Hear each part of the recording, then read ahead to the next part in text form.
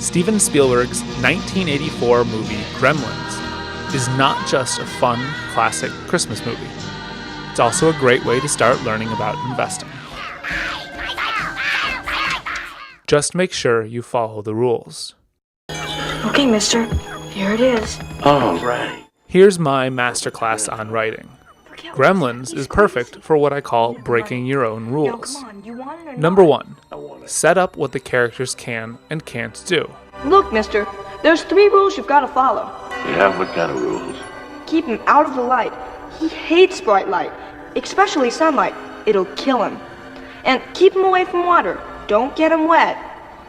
But the most important rule, the rule you can never forget, no matter how much he cries, no matter how much he begs, never feed him after midnight.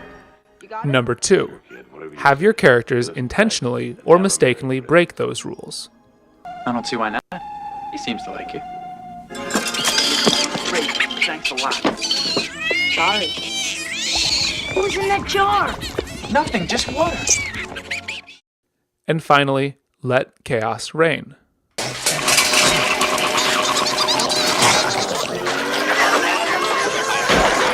If your characters follow the rules, it doesn't make a very good movie.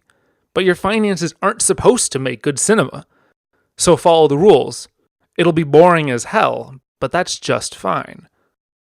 There are more than just 3 rules for investing, but in my opinion, these are all you need.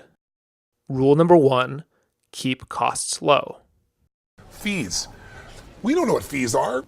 Investors have heard so much about index funds and exchange-traded funds' low-cost advantage. You can choose between low-fee index funds, which basically just try to match the average returns of the stock market. Costs are a crucial part of the equation.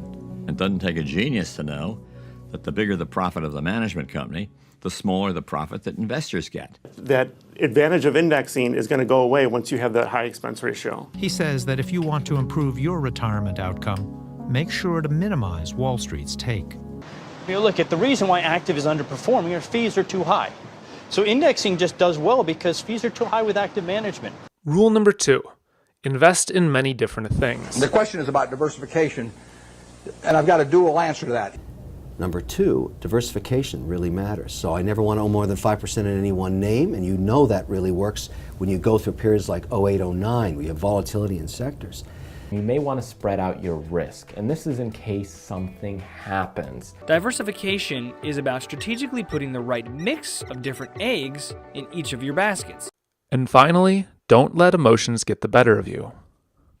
People get overly excited or overly scared because as emotional creatures, we tend to get very happy when the market's up and very scared when the market's down. Emotions can unravel your investment strategy, but only if you act on them. Remember that you're saving and investing for the long haul. Yeah. 2008 was a great lesson for most of us, and here it is. If you hung in and you didn't sell, if you didn't panic and get out at the low, today you have more money than ever. Human nature wants you to sell the thing that's down and buy the thing that's up when you have to do exactly the opposite.